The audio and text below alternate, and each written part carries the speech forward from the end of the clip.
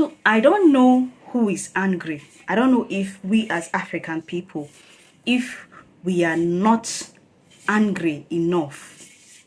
Because me, I am angry. And it is always heartbreaking when I see African priests, Igbo priests, or when I see Igbo elders making excuses for our colonial masters and their colonial institutions. We make excuses, we forgive whatever ails colonization, slavery, or whatnot. We forgive them, but we don't extend that same mercy to our ancestors, even if we think that what they did is unforgivable. Especially when we come with the notion of how our ancestors killed twins, even though some of us, our lineage, nobody from our lineage will come and attest to the fact that any of their ancestors actually killed anybody. But when we now bring it over to our colonizers, it is something that is verified. It is something that is traceable. Even with the crimes that they have actually committed, that can actually be verified. But when it comes to the indigenous belief system, we degrade it, we demonize it, and we encourage people to disassociate themselves with those indigenous institutions. And when the people that are making these assertions and these excuses are coming from colonial institutions like the church, you will see them encouraging their congregation to remove themselves from their traditional belief systems.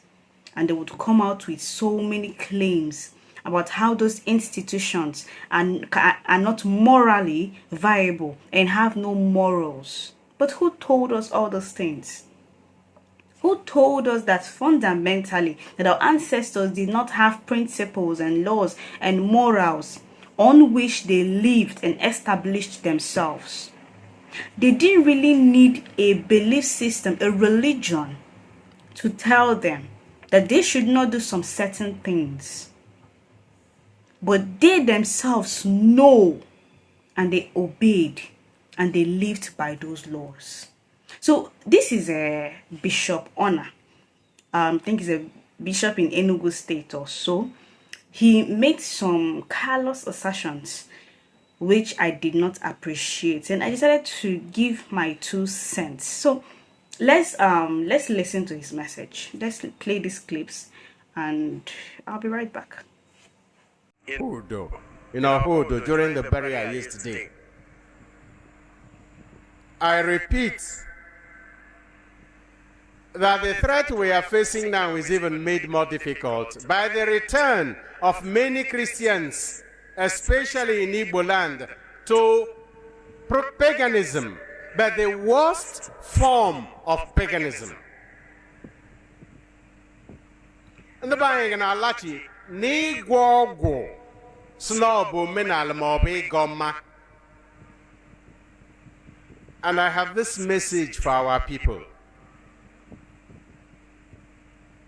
Christianity liberates, the gospel liberates. Yes, Christians have enslaved other people. They have colonized other people. But it was an examination of conscience initiated by other Christians that ended official slavery and colonization from within. Because if you evoke Christian principles, you cannot continue either slavery or colonialism. We don't have that power within our traditional religion. In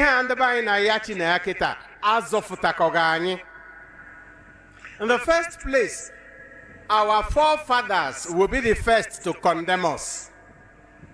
Maka na ọtụtụ nna nna anyị he nọ n'eluigwe. Maka na ha emere uche nke Chukwu. Ha eji ozi obi ihe niile chọkọnụ Chukwu ma ha amaghị Jesu. They will be in heaven. Because it was not their fault. Gehenu mara ozi ọma. Ọtụtụ n'ime ha fụtara. ụfọdụ si na ha ejekọteke emego ụka ma ọ bụ ekwụkwọ zoo ụmụ ha ejegodo ụka na ekwụkwọ wota ala ha fụta ọrụ mishọn sororo m ụlọ ụka sororo m ụlọ ekwụkwọ gụọ ụmụ ha eji aga mara ihe ha ga-amadị gị megide ezigbo omume ha ga-amadị gị maka ya.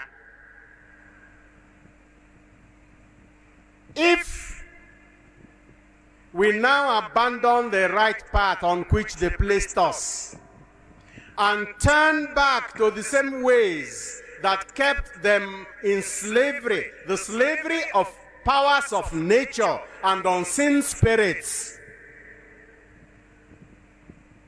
our problems will be multiplied and they will be the first to fight against us. Maka na ọ bụrụ na ha mara ihe anyị mara na ha ga-ajụ megige ha meku. We deliberately turn our back from light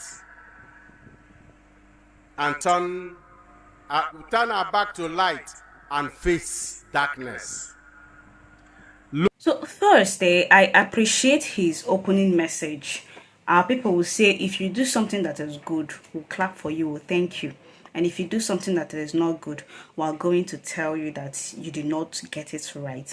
So I'm going to appreciate his opening message, because it's obvious that most Igbo youth, many people that are returning back out to our indigenous system, are not doing it because of the conviction that our ancestors practiced a belief system, had a way of life that benefited them, and came to the fundamental understanding that belief systems in wherever it is coming from are just indigenous ways how people interacted and communicated with the divine.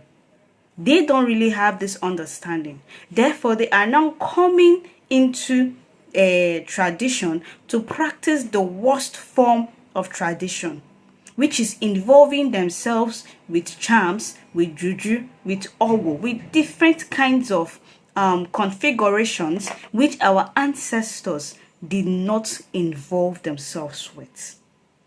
So I'm going to thank him for that particular opening message. Now, when he, said that Africans, that, Igbo Christians are returning back to paganism to practice the worst form of paganism, well, we have to be open and tell Christians that even their own religion has pagan roots.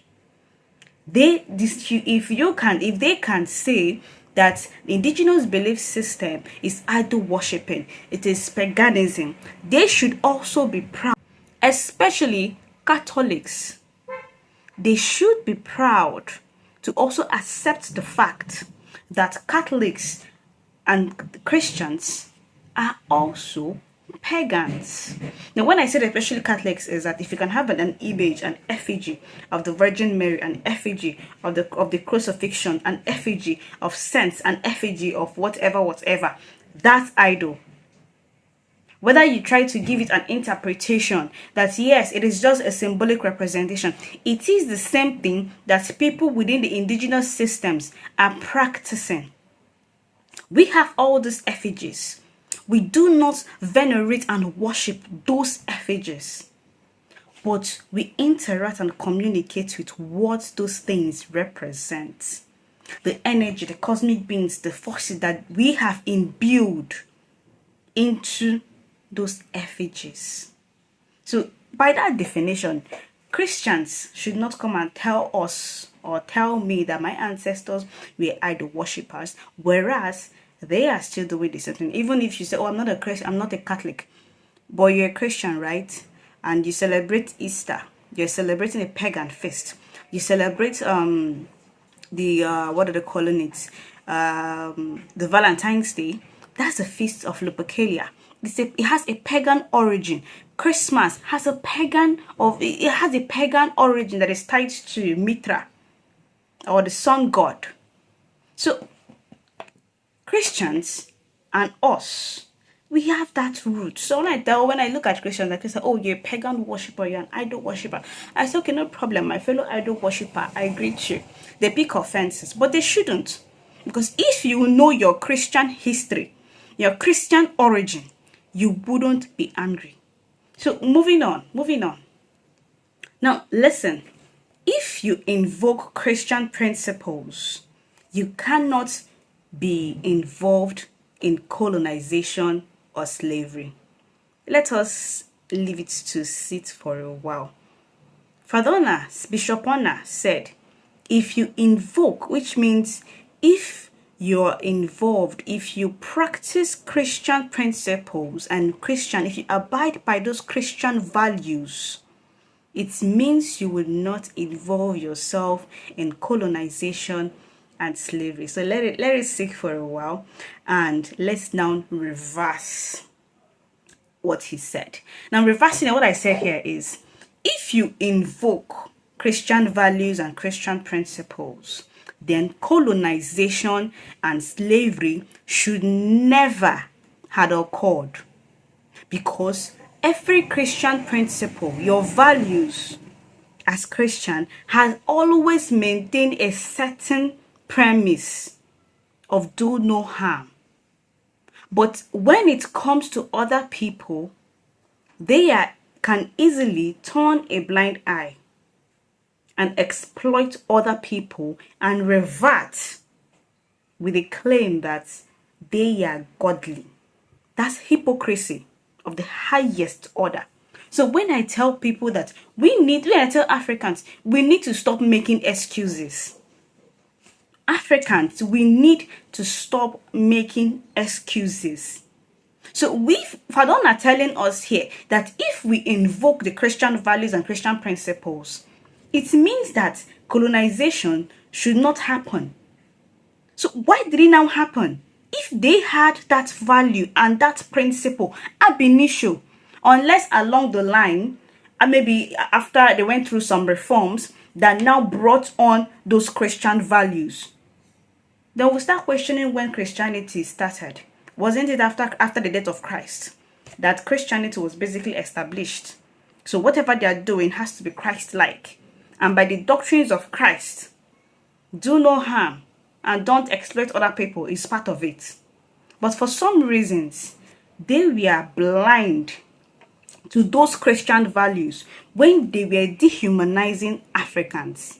Now, we also need to understand the premise on which colonization and slavery even happened in the first place. Because some people will argue Africans were even enslaving Africans. Africans were people that sold their fellow Africans to the white man. Now, we need to understand that what we practice, what is called indentured servitude. Indentured servitude.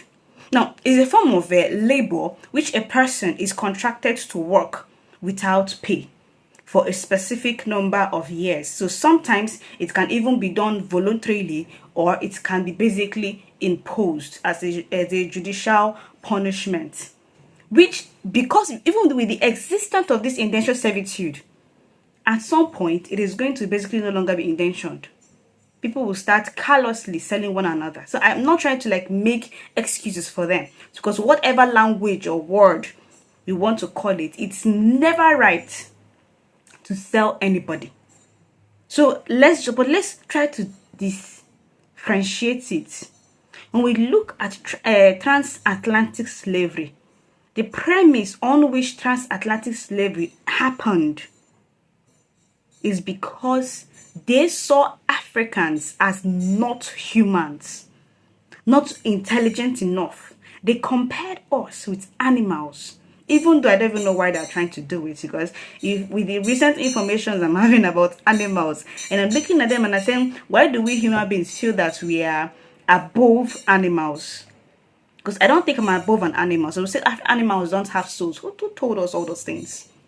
I see them as people that they're sentient beings. And if they're sentient beings, it means they have a soul. If we have a soul. But them comparing us to animals, to monkeys and baboons, is to condescend us, to make us inferior to who we are. Now we look at what slavery, colonization, the events that these things set up. Africans, we are people without identity. We are in constant battle and fight over the soul of Africa. We don't own our resources. In fact, the Nigeria that we are answering today is a colonial name. Now, I don't even know how many of us even look at these things. We have this name of a country, and the name of this country that we have, it's not even ours. We did not come together and agree to establish ourselves. We were lumped together, and this is why there is so many frictions within our region. A Yoruba man does not like an Igbo man. An Igbo man does not like an Hausa man. An Hausa man does not like a Yoruba man. These three major, we have other tribes in betweens, and still we do not like ourselves because we do not have a shared cultural element. These are the effects and influence of colonization and what slavery did to us. Let me not even go into brain drain. If we now talk about the dehumanization that happened, and you would not tell me Christian values and Christian principles. Like a black man was not being hung while church services were being carried on. Where were those Christian values then? So we keep making excuses. Every single day, we keep making excuses. Excuse this, excuse that, excuse that. Where are our ancestors that we think that they are the worst people on earth, that they had the worst culture, that their belief system is trash, that is demonic, and it is this and it is that they kill themselves and they use themselves to perform human sacrifice? What happened to what these people did? Do we even know how many Africans perished at sea? Do we? Now, we talk about killing of twins. I don't even know if many of us know the people that are called Eskimos. Look up later for it. When they give birth to a baby girl, they would have to kill that baby girl. Why do they kill that baby girl? Because of their weather. So my sister asked me, I think she was having an ethics class. So she asked me, is it morally justified for the Eskimos to murder their baby girls? I was like, oh, really, why? Why? Give me context. She said that their harsh weather, their harsh environment, to them meant that only male children would thrive. But the female children die off easily. So I looked at it and I'm like, interesting. So how do we come to this explanation or to this rationale that male children survive more than the female children? How do we come to that rationality? How do we explain it? Is it something that we can verify now with the recent information on gender studies that we have? So we can say they did it out of ignorance. So when we now eventually as Africans come to a consensus, to a conclusion that our ancestors engaged in killing twins, we would have to also say that they did what they did out of ignorance. Because at the end of the day, it is out of ignorance.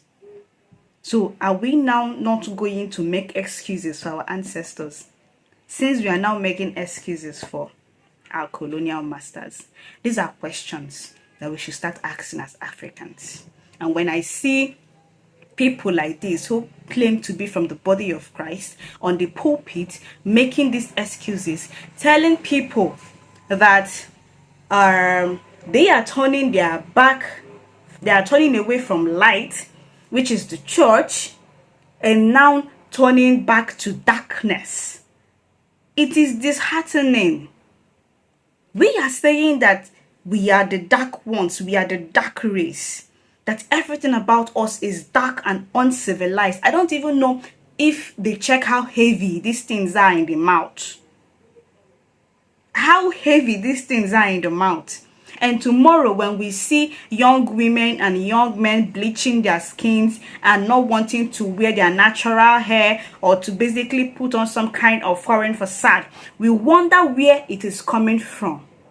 It is coming from our ministers and priests and parents who are the pulpit teaching us not to love ourselves the way we come naturally as Africans. Let's continue. So this thing that he said now, that our ancestors are going to even find it not right that we are returning to our indigenous belief system. Now, I practice ordinary. I practice it. I want to connect back to my indigenous roots. I want to understand the divine and see the divine through the lens of my ancestors. Now, aside this belief system, I don't think I value any belief system, because I still see it as hocus pocus.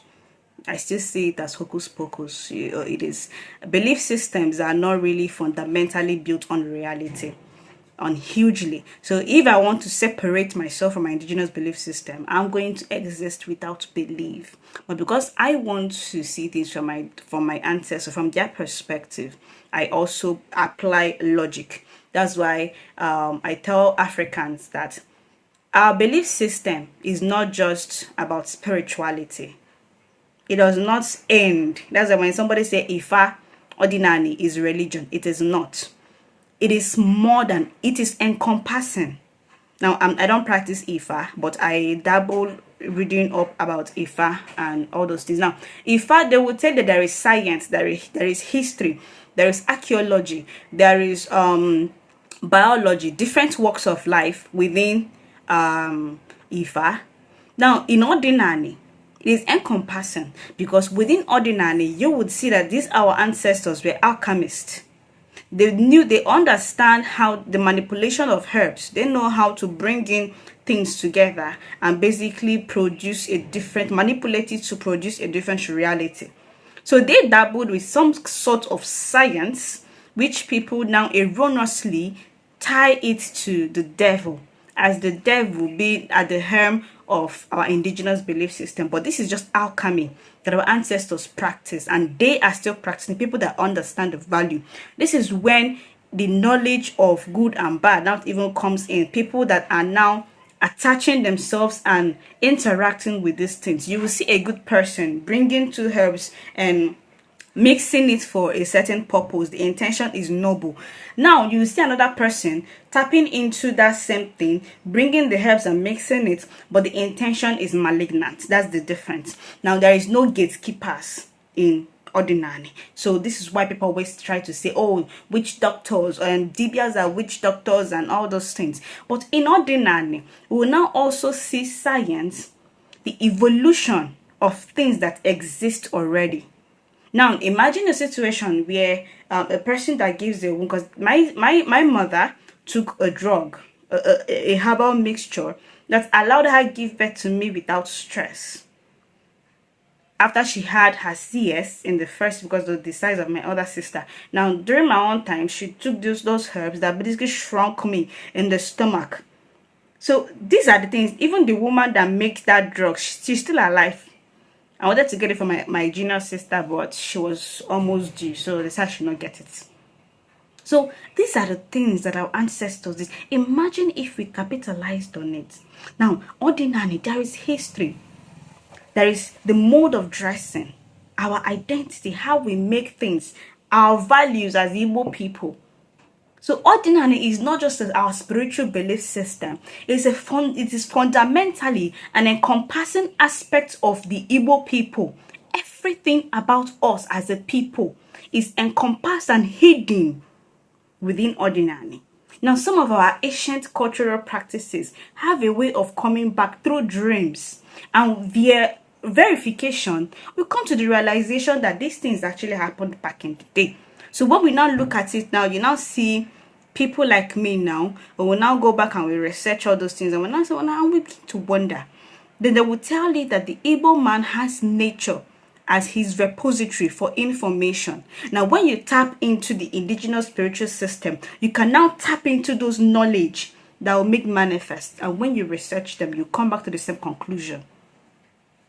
This is what ordinary is. And unfortunately, many of us don't know this. What you are looking at in ordinary is how are we going to benefit financially from it. And some people with malicious intent, they're looking for how to use those things to harm another person. Because in our belief system, you are your own moral compass.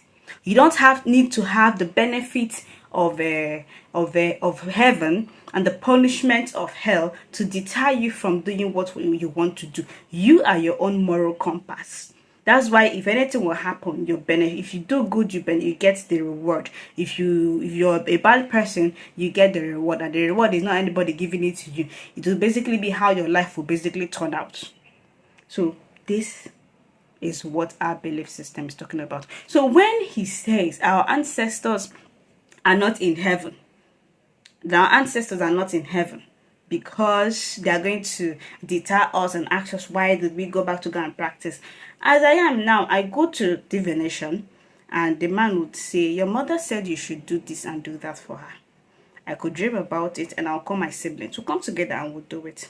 So are you now trying to tell me that our ancestors are going to fight us for practicing a belief system that embraces them, acknowledges them, acknowledges our shared and their shared experiences, their own contribution, our own contribution to this life and beyond? And they would, fight us or be angry that we are acknowledging them and now encourage us to participate and be with a belief system that encourages us to fight against them, that encourages us to turn our backs against them. So Bishop Ona, I don't think you got this one correctly. But aside from that explanation, now when you said heaven, I was really disturbed because to me I'm like, what happened to our own ancestral plane? Because we had our own. Asigi ikelekummo or obindi ichie. When you've lived your life, had the experiences, everything that life has to offer, and you now join them. When you've now fulfilled all your life purpose, and you do not have any karmic debt attached to you, you now move on to obindi ichie. So what happened to obindi ichie? And they will be in the heaven doing what? Where all their king's men are in obindi ichie. So whether hell or heaven exists, it has nothing to do with Igbo people. So if he had said that our ancestors are now in our ancestral plane or Ikelekuma, because even him, I doubt if he knows that we had our own word for this thing. So when he said this heaven of a thing, I'm like, what happened to our own indigenous perspective of the afterlife? Now, it is because Africans, we constantly seek to unalign ourselves with our indigenous terms and indigenous concepts. We always do that, and I don't even know, I know why we do that, but we shall do it. We always want to unalign ourselves from these indigenous terms and indigenous concepts that our ancestors used those terms to understand, interact, and basically establish themselves. Then we forsake them in pursuit of how other people see themselves. Then that's a problem with our own general existence.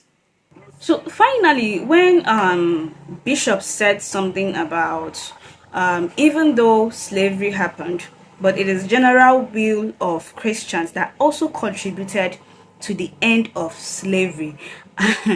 It is a wrong it's a wrong thing to say, because what contributed to the end of slavery and colonization is hugely two things: economic shifts, the economic impact. An economic shift here is that they were no longer able to maintain their colonies. They were no longer able to maintain those colonies, and because they were not able to financially sustain and maintain those colonies, they had to give those colonies independence. Now, when it came to slavery, because industrialization was already coming up as at that point, then it became a better and more profitable form of labor. So those had to equally end. That does not mean we don't have people voicing out, but when we now try to give them that satisfaction, we are eliminating from the fact that Africans were hugely influenced and demanded for our freedom, slavery, and colonization. Because if we now talk about the Christian community, we will now forget that in Nigeria, one of the events that led to our own independence are circumstances like the Aba Women riot, even the one that happened before 1929, and the Iva Valley massacre. These were events. And even those events, for those things to even have any reasonable influence, it boils down to this economic shift. Now, the events of the impact of the world wars, the impact of the world wars, we also need to talk about it. Like I've heard I read some documentary where they said that Africans were then now seeing that these people are not gods, that they are mortal, they can bleed, they can die. So it gave rise to a lot of how would I put it now? It gave rise to a lot of the enslaved people rebuking and fighting against slavery and fighting against being colonized. If now talk about what happened in South Africa, how they rose up against the colonial powers and all the things that happened within regions. Now, if we are seeing that, with what he's saying, he's coming with the impression that we should be thankful to an institution that even gave rise to our own colonization. And some people are even going to ask, why do I keep talking about Christianity? What did they do in that aided colonization and slavery? So well, give me a sec. Let's see, what role did Christianity play in enabling slavery? So justification through religion. The European colonizers often use religious justifications to legitimize their action. Now, even the Bible, slavery was supported in the Bible, so you can check it out. Now, the doctrine of discovery, issued by the Catholic Church in the 19th century, granted Christian explorers the right to claim colonized lands inhabited by non-Christians. This doctrine was used to justify the disposition of the indigenous people. Now, not talk about the missionaries and their activities. Now, Christian missionaries were often at the forefront of the colonization efforts. They played a dual role in converting indigenous populations to Christianity, while also supporting the colonial powers' objectives. So some missionaries collaborated with colonial governments in efforts to subjugate and control indigenous communities. So I'm going to stop here, but I just want us to know that as Africans, we need to stop making excuses for our colonial masters. We need to stop making excuses for them. It is essential. I would even value the church more when they inculcate history, Christian history, African history, colonization, slavery into Christian studies. It means that when a child goes to Bible study, you don't just teach that child Bible study.